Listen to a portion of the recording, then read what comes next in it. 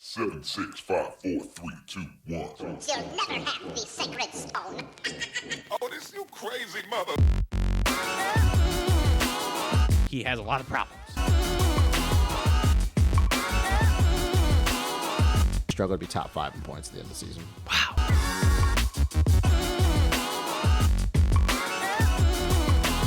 You bleach your hair, you're a sellout.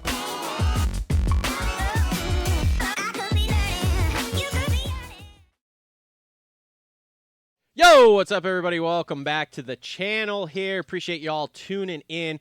Like I said, we're going to do some off-season shows here. So one of them here, which I've been kind of teasing out for the last couple of weeks through some of the shorter videos we've been doing, would be to have Alias MX's own Eric Grondahl on the show.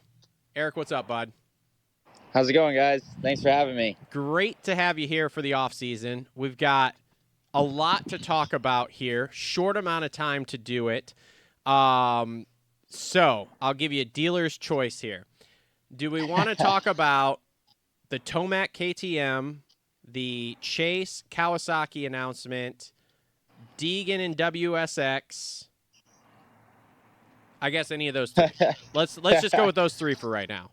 I mean, yeah, I feel like we can cover all three of those. Oh, yeah. Well, I mean, we definitely can. Where do you want to start with it? Let's just go in order. Tomac, Okay. KTM. Tomac to KTM. Officially announced now, as we all know. I have a short video. I don't even think I've put that out yet. It's on the channel where I talked about him and Chase.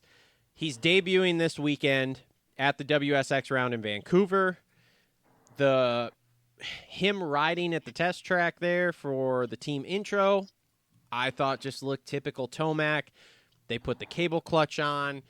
I mean, to me, it looks pretty business as usual. But there's some things with that bike, obviously, that we've heard over the last year from certain people who may have left that team there that were like, there may be some issues, and Tomac would be the one to find them. So what do you think about it? I hope for Eli's sake that they have found a fix to their shock issue, because it's a pretty big problem when a factory team and their riders are blowing out shocks almost every time they get on the track. Well, the pictures of Prado that I posted last week would say no, so it's not looking great here. Yeah, it's not good. It's not good. It's not looking promising. But what did you think? I mean, I'm sure you've watched the video. What do you think his riding looked like? Prado or Tomac? Tomac, not Prado. Yeah, I mean, I think, like you said, it looked pretty standard Tomac. You know, everybody looks comfortable on a test track. Like, I don't ever really get that impressed unless I'm like there watching it happen, like right in front of me, and like you can like watch a full lap and like see the speed in person, because I feel like cameras like never really do much justice. So I mean, it wasn't like there was anything that he did that I was like, oh my god, I can't believe he just jumped that quad or something like that. Yeah. So yeah, I mean, he looked good, he looked comfortable, but yeah, I mean, obviously there's a reason it's only a test track. So we'll find out this weekend. Did you think it was interesting that, like, so from what I watched, we got a lot of footage of Tomac riding. There was very little footage of Prado riding. Yeah. Yeah, I mean... Yep, that's okay. I mean, moving on. Prado's corner speed looked unbelievable. Yeah. But his corner speed's pretty much always unbelievable. So it's like, I mean, he didn't look terrible in the whoops. Like, I'll give him that. He didn't look terrible in them. I wonder how many laps he did before his shock blew out. Yeah, yeah. I am curious, like, if all the attention was just on Tomac because it's Tomac and nobody ever expected to see him on a KTM. So, yeah, like, maybe it was just the wow factor of, you know, having Eli Tomac changing brands right at the end of his career, kind of overshadowing Prado, or if, like, he was just, not riding that great, so they didn't get a whole lot of footage of him.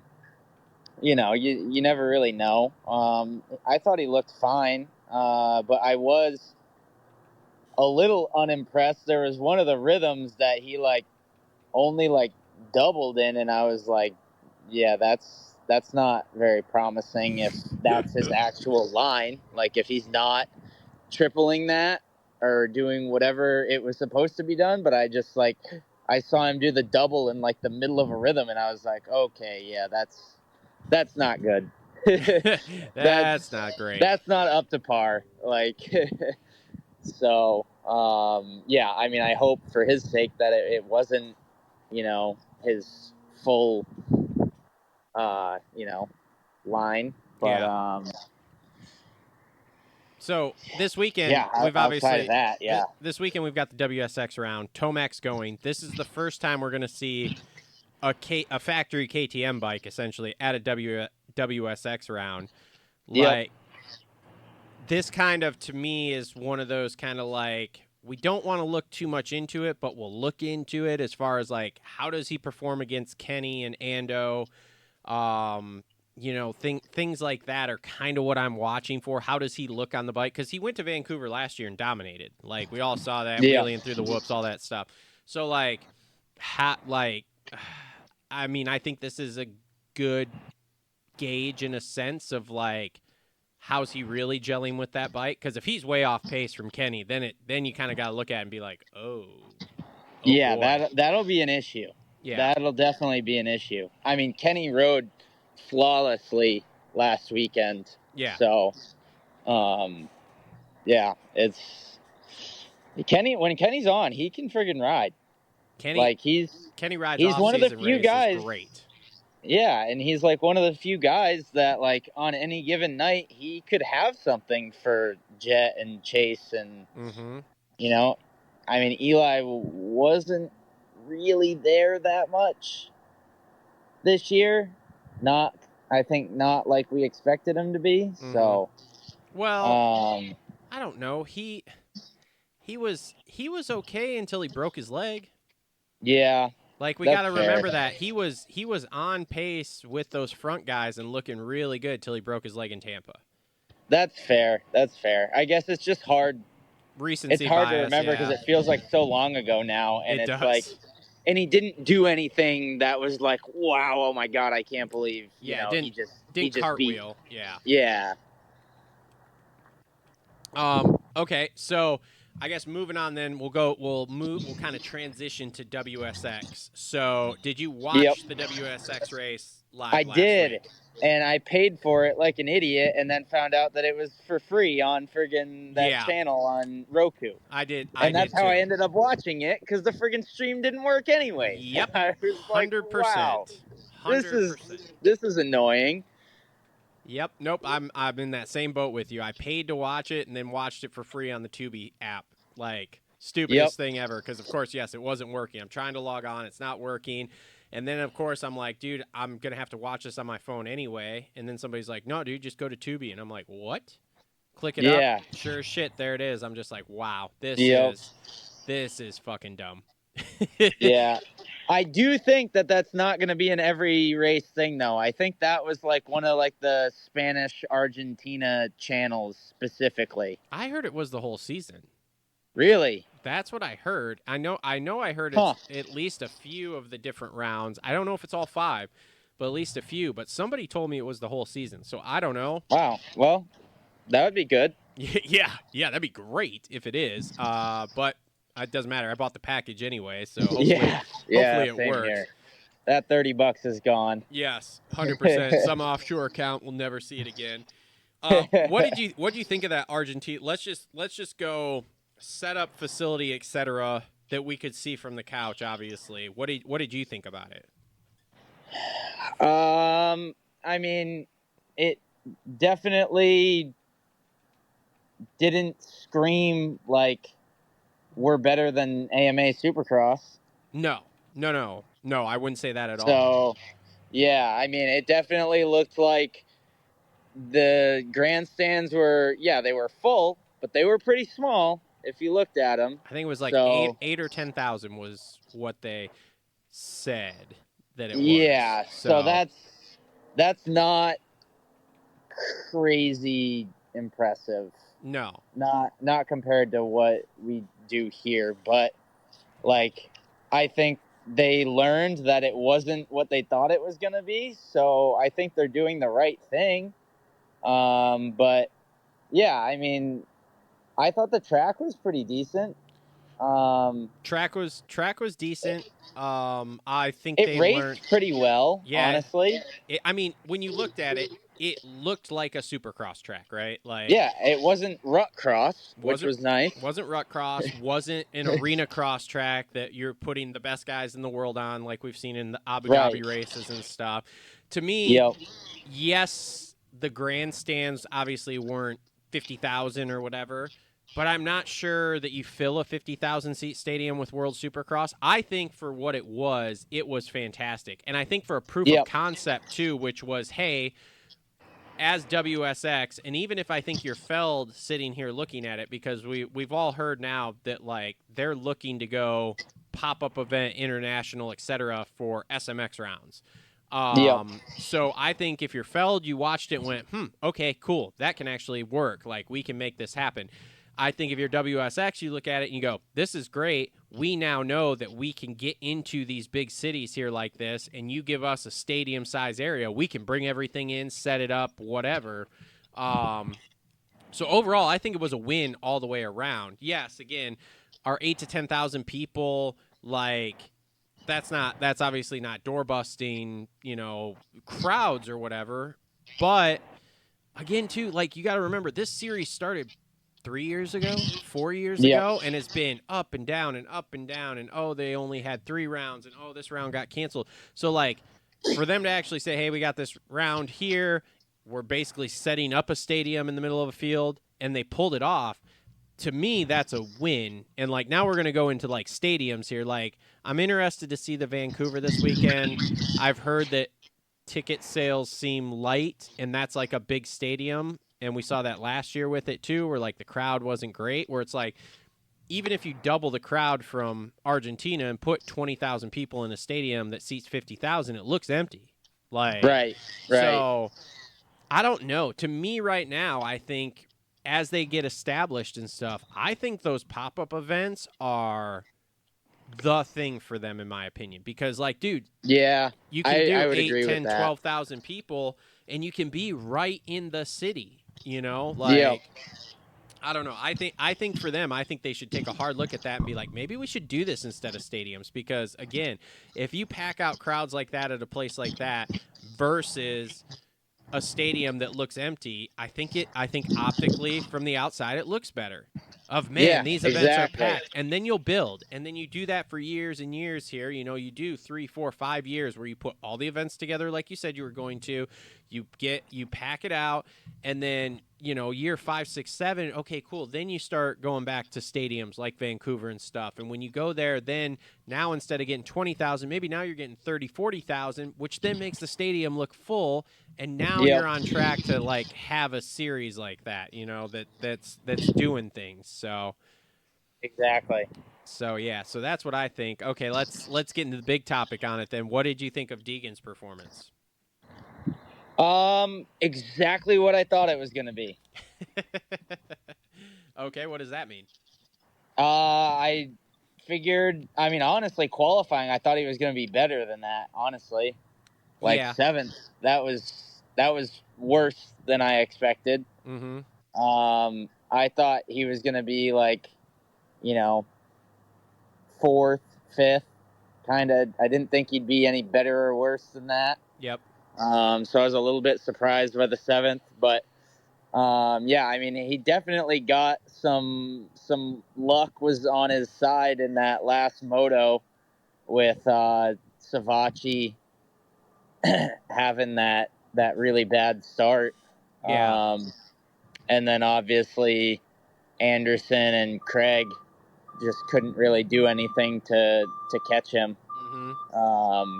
But yeah, he rode good. Like, I think he's just going to have to continue to adjust to riding that 450, because to me he was still riding it like it was a 250 and just like wasting energy with the way over the top scrubs. Yeah. Like, sure, they look cool. Like, I love it. Mhm. But from a racer's standpoint, you know, you don't need to go that big Yeah. to save time. And so it's just, he's definitely got some learning to do with being more efficient and just smoothing himself out, because he was definitely on the edge out there. We've been preaching that on this show for a while now. We've been, you know, chastised in the comments due to saying that. Have you watched? Yeah. Did you watch any of his vlogs when he first got on the 450? No, but I saw a couple of videos, and people, I just remember seeing a comment saying, people assured me you couldn't ride a 450 like this. I'm like, buddy, it's on his test track. He rides every day. Of course he's going to look fast. Yeah. So it's funny. I did watch the first couple after they announced the 450, and then they were on it. In like literally the first one, there's this cut scene to Brian talking about him riding it and basically saying, well, we know we've got to do some work on it because there's certain things he does style-wise on a 250 that just aren't going to translate to 450. And then if you watch him ride the 450 in those vlogs, he's riding a gear taller, lower RPMs, etc. And I laughed, and I actually said this in my WSX wrap-up video I did, that was, hey, he's learning to ride it like a 450, but when everything goes sideways, you just hit retard mode and revert right back to your what you know, which is rev the piss out of it and throw it upside down, which is exactly what happened there. The gate pick thing was all discombobulated, which whatever, that's a whole nother thing. And then you get bad starts, and then you're coming through, and you're just like, just do what I can, just rev everything and whatever. And, like, that doesn't work. And we saw it. And he burnt out 2 clutches and all of this stuff like that. And it's like, man, I watched him, and they know. I mean, Brian, again, it's fucking hilarious how there's an echo between what we say about him and then what they actually say about themselves. But, like, none of their fans want to hear it when someone else says it. So it's fucking insanity. But, like, yeah, literally, hey, man, your style's not going to translate to a 450. You can't rev it and throw it around like that. They know that. They're working on it. But when everything goes sideways, it's just like anybody. All the bad habits come back. Yeah, exactly. Exactly. And that's what you can't fault saw. Him for it. No. But, yeah, he's definitely, like, the people that think he's just going to come out swinging and battle Chase and Jet and Hunter and Eli, like, yeah, you've got another thing coming, because it's well, and again, I mean, I think it goes different if he doesn't miss his gate pick, if he's got a better gate, you know, I think he runs around up by the podium more, you know, like instead of having to come through the pack. I think honestly it was good for him to have to come through the pack like that, because even though there wasn't any pressure to start with, there was even less when you're the final gate pick all the way on the outside and you're like, yeah, I just got to come through. Like, whatever. I'm just going to get a bad start and I'm just going to come through. Okay, cool. Just ride. Doesn't matter. Whatever. So, I don't know. I thought it was fine for his first one. Landed on the box because of the way the points system works and whatever. Cool. Awesome. There was nothing that really blew me away. He's got work to do on not faulting back into his style of a 250 when things go sideways on the 450, because otherwise he'll end up on the ground for sure. But yeah, but I don't feel like it went bad. I don't have anything negative to say about it. It just kind of was like, okay, cool. That was his first one, and now we're moving on. So when we get to Australia with him, that'll be a test, because then you're going to not only have Roczen and Anderson, you're going to have Webb, you're going to have Tomac, you're going to have, I think, is Justin Cooper there? No, Justin Cooper's just this week. So you'll have 4 big players there like that on top of the guys who've been riding the whole series. And yeah, you've had some more time. So it'll be interesting to see Australia there. So burning question before we move on to the last topic here. Do you think he goes 450s at A1? I think he does. I don't think it's the right decision, but I think he does. Why would if it was me, I would say stay down and win a 250 title in a commanding way. Like last year, I mean, shoot, he almost got beat by his rookie teammate. Like, yeah. So what do you think is going to happen this year? I think he's just gonna, in my opinion, I think he's gonna go to the 450 because I think he's gonna want to use the whole year to learn. Mm-hmm. So then the following year, he's not like, still trying to learn Supercross on a 450. Yeah. Yeah, my thing is that, like, because there's a lot of debate about it, and then there's a lot of debate about him even going back down during the middle of the season. I don't know that there's anything to gain by going back to 250s. I think it's literally a losing proposition, because the only way that everything stays status quo is you go into that 250 class and you just dominate. But if you don't dominate, right? If you have, that's a problem. if you have to race Davies, if you have to race Joe, like those are the two big ones in my opinion in the 250 class here. If you have to race either of those guys, like, you're not going to dominate. They're going to stay with you. Now, whether they beat you or not, I don't know. That's a whole nother conversation.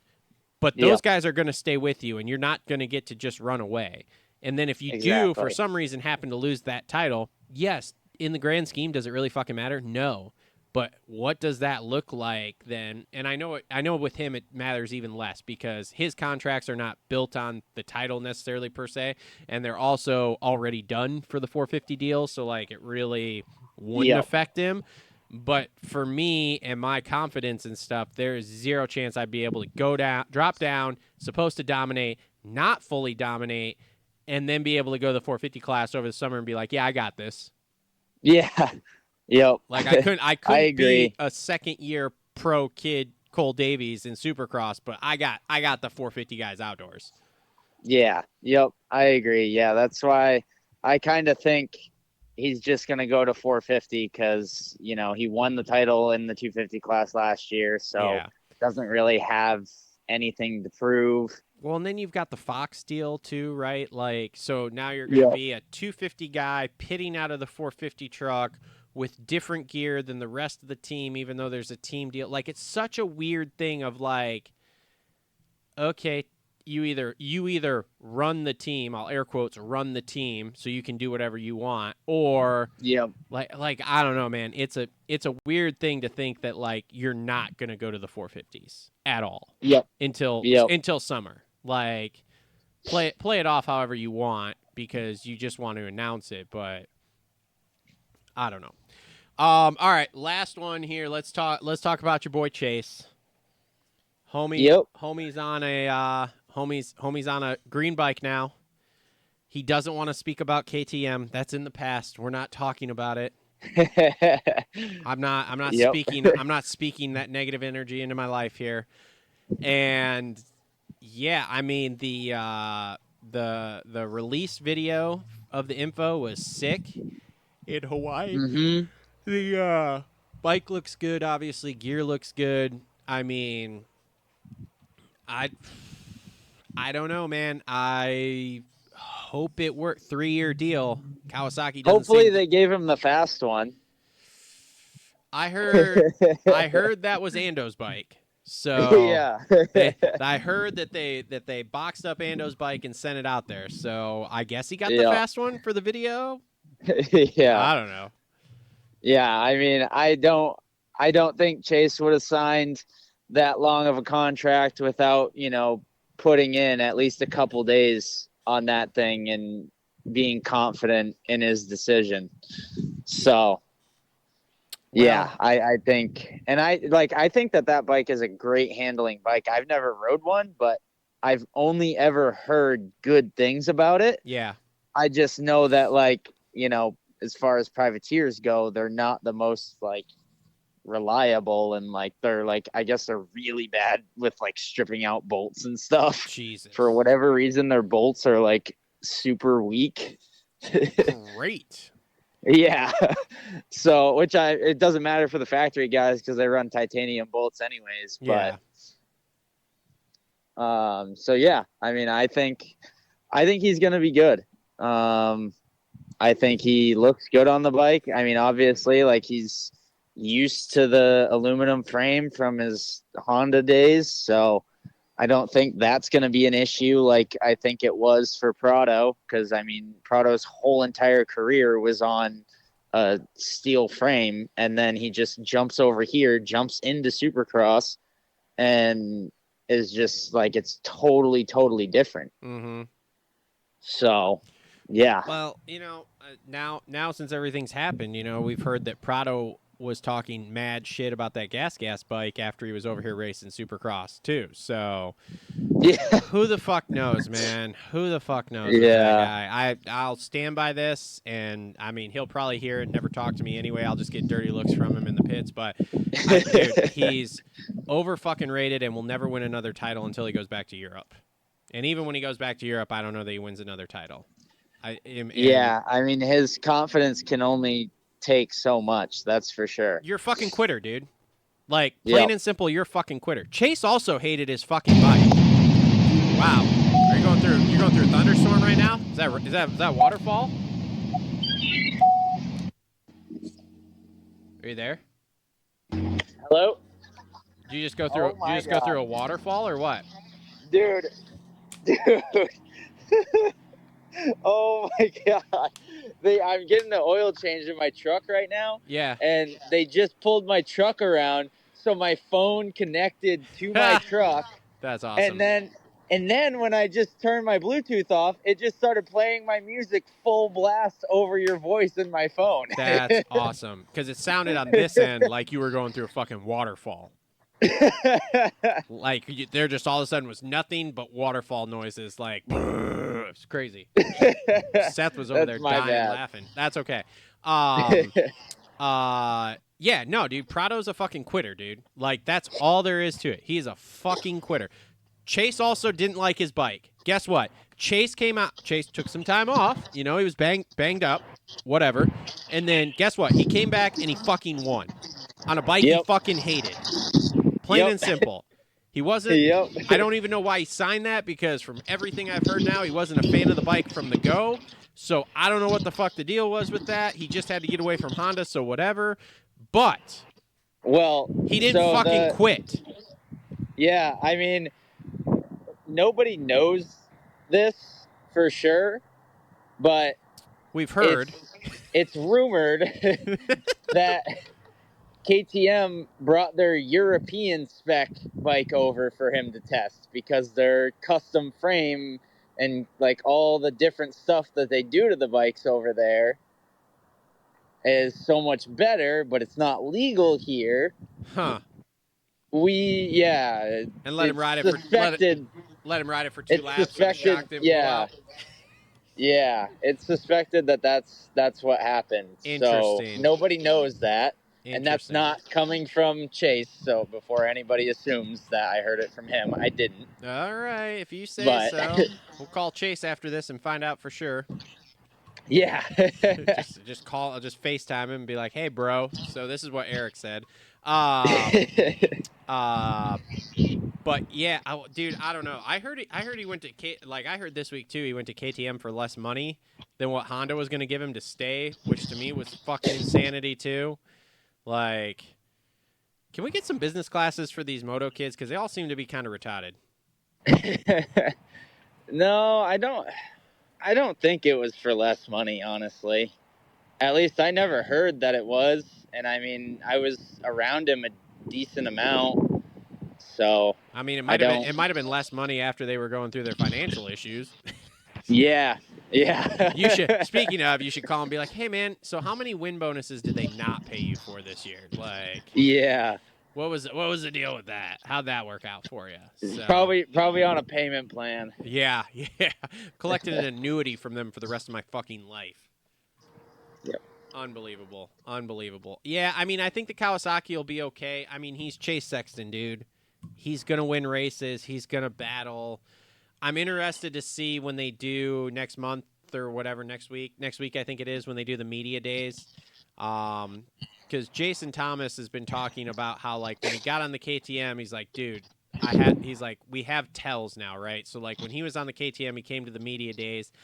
he was not all necessarily sunshine and rainbows about it. So I'm interested to hear after they go do that how he kind of acts, you know? Yep. Like, is he happy? Is he acting kind of like, So, Yep. because if he's acting kind of, then I'm gonna start to get nervous immediately. Yep. So, Yep. but I don't know. We'll see.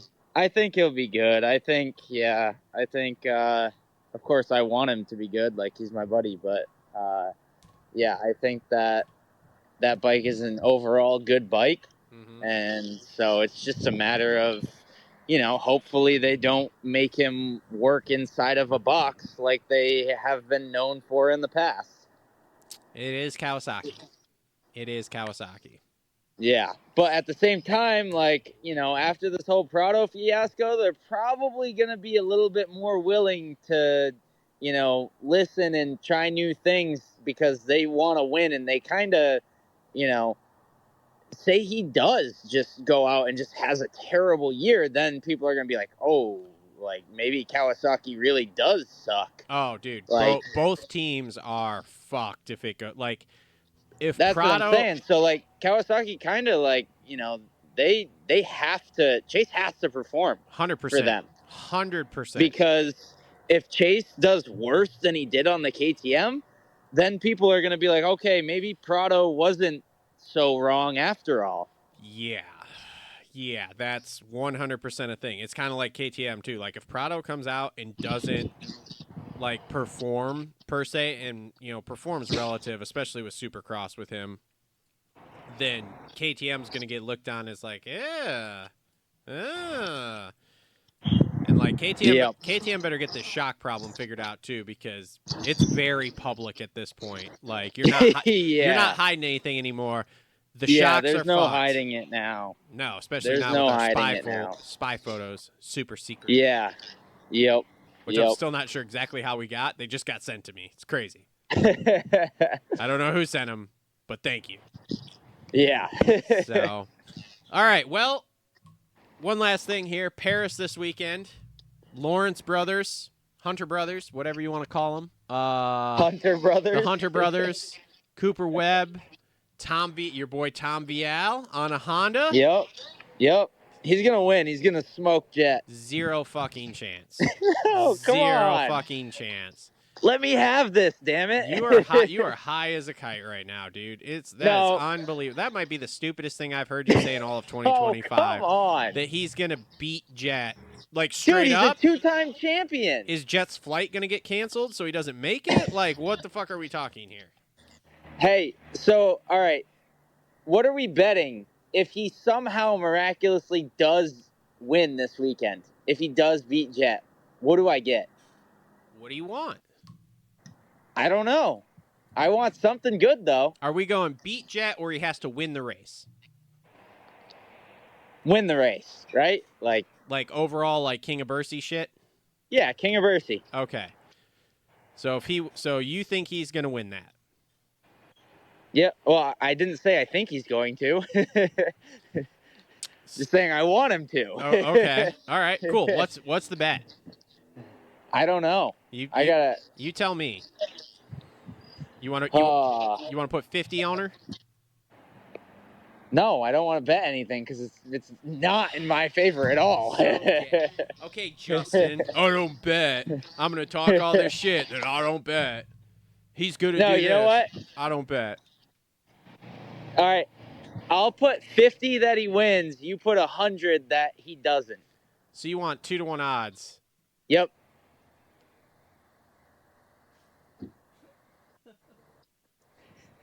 This to me seems unreasonable. Dude, this is the easiest $50. Come on. Unreasonable. All right, fine. I want $50 and a set of gear. All right. I can do that. All right, $50 a set of gear. We got our new stuff coming in soon. Good, perfect. I think you'll like it. I think you'll like it. I've seen spy photos. I know I'm gonna like it. We've got like nine new colorways. So although it is cold it's gonna now, be pretty cool. So I'm gonna have to, I guess, wear it during the shows to show it off. But that's okay. Yep. I can do that. That's fine. Send you it can wear over. a pickup kit. A what? A pickup kit. What the fuck is that? You never, dude. Come on, it's how you pick up chicks. You put on. I'm You engaged. put I don't on a need to. I moto don't. jersey. Oh, You God. put on a moto jersey, and you walk out around in public in your pickup kit. Does your chick know this? Because I'm gonna tell her. That's how I picked her up. If I'm, That's because how I'm I gonna, picked her up. I'm gonna tell her. I'm I gonna be was like, in my hey, pickup kit. if Eric leaves the house in a jersey, be nervous. He's trying to pick up chicks. Yeah. Yep. I'm not gonna do that. Happily engaged. We're cool. Thanks. Oh, that's great. I can't believe you never heard of that. No, I have not heard of that. This sounds like something you should talk to Cole about, because I'm sure Cole is all about that life. Oh, he definitely knows what a pickup kit is. 100%. Just text him and ask him. I will. Just text him and ask him after the show. I will. So, well, all right, man. Well, I said 30 to 60. We're like almost right in the middle. I appreciate you coming on and doing this. Yeah. So, thank you for having me. yeah, not a problem. Well, we haven't talked in a while. Oh, I mean, you and I kind of talk. Like, I talk shit to you through text messages most weeks, but Yeah, exactly. it's okay. I mean, it sucks because Chase isn't doing any of these off-season races, so I can't be like, ooh, what happened to your boy there? 'Cause that's primarily what I talk shit on, but whatever. So well, I guess when we get closer to Supercross here, season, we'll have you on, and you and I can talk some shop here, because we're recording our Supercross preview real early this year. So, hell yeah. So you and I can jump on and talk and keep the flow going as we get closer to the season here. We've only got, I don't even know what it is, 8 weeks. Are we 8 weeks out? Something like that. Less than Sounds that. good enough to me. Because it doesn't start the first weekend again, right? No. 1, No, it's 2, like the 3, 10th. 4, 5, 6, 7, 8. Yeah, we're 8 weeks out exactly from this Saturday. So, two months away. Thank goodness, because I don't know what to do with myself on the weekends here now. Thank God for World Supercross in Paris and stuff. Like, this weekend's going to be chaotic. I got to do World Supercross and Paris. Yep. Insanity. So, all right, buddy. Well, I appreciate it. I'll talk to you this week. I can't wait to get that gear and that $50. Yeah, yes, sir. Thank you for having me. Sounds good. Later, buddy. Bye. All right, Eric Grondahl, Alias MX, everybody. Want to thank y'all for tuning in. Big shout out to Rev X Products for keeping the lights on here. That camera, sorry. Big shout out to Rev X Products for keeping the lights on here, being our presenting sponsor for the 2025 season. Thanks to Alias MX and Adept Creative Co. there with Eric, keeping graphics and gear on us here. A freaking pickup kit. It was the stupidest fucking thing I've ever heard in my life. Anyway, thanks to Complete Racing. You know what? I got to do the Complete Racing Solutions read here for this month, because we don't really do shows, and Coach sent me a read, and I fucking forgot. Coach Rob's fucking awesome. Go to CompleteRacingSolutions.com. Let's see what are we promoting this month here? Because Coach Rob actually sends me a promotion. Eliminate arm pump. Raise money for Hayden Bennett. If you've ever had a race ruined by the burning, tightening feeling in your forearms, you know how frustrating arm pump can be. Coach Rob is hosting a 5-part webinar series breaking down what arm pump is and, more importantly, what arm pump isn't. So if you're pumping up, Coach Rob's going to help you out with that. Every Monday in December, Coach Rob will be hosting a live 1-hour Zoom webinar breaking down 5 specific causes of arm pump that most people are not aware of. Coach Rob will break down the real causes of arm pump and, more importantly, how to fix them through a proven science-based approach that addresses every performance variable. Each webinar guides you through the fundamentals of preparation, strength, strategy, recovery, mobility. Whether you're a weekend warrior, top amateur, this program is a roadmap to riding faster, longer, and in complete control. You'll leave each webinar with actionable steps, training tools, and recovery protocols used by top amateur and professional riders in the Complete Racing Solutions program to eliminate the negative effects of arm pump. Limited offer. Everyday retail is $500, but during the month of November, price is $250 with all proceeds going directly to the injured rider, Hayden Bennett. So you're not even fucking paying Coach Rob. You're helping out an injured rider.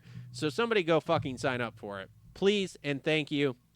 I'm sure you can get all sorts of other tips from Coach Rob, too. He's a great guy. You get him talking, that dude will talk to you forever. And he is a knowledge base for moto stuff as well as health and fitness stuff. So go check Coach Rob out there. Like I said, Complete Racing Solutions. There's going to be a link in the description down below. Fix the arm pump. Let me give you one tip of advice for arm pump. Don't be out there doing arms. because more muscles make your arm cramp up faster. I know this. Although I have other issues because I'm older, like my shoulder, and then my arm goes numb after a little while. Happens. It's weird. Anyway, yeah, so thanks to Complete Racing Solutions, thanks to Flo Racing, thanks to Gutter Works, and thanks to Holster Co. I didn't have a rant today, but, you know, here we are. So thanks to all of them. Thanks to all of you for watching. Make sure to join the members area. You can watch the main shows get recorded live. Also, I'm doing Thirsty Thursdays. I'm trying every other week. I did one last week. I'm going to do one not tonight because we're recording this on Thursday. Next week, I'm going to try to do another one there to kind of talk about stuff that's been happening here in the industry because even though it's off-season, we do have some races and stuff going on now. And, yeah, with that being said, thanks, everybody. We'll see you all on the next one. Thanks for tuning into the Moto Aftermath Show. If you guys like the show, make sure to give us a thumbs up there with that like button. Also, make sure you subscribe and hit that bell notification so you never miss a show update, a live show, or anything that we're doing here because when we find out news, we will be on here bringing you our thoughts with it. Also, if you guys want to help support the show, join our members area. You'll get member exclusives, including live shows. You get to watch the show being recorded live, and you'll get all sorts of other member benefits. So thanks, everybody, for tuning in. Join the members area, subscribe. We'll see you all on the next one.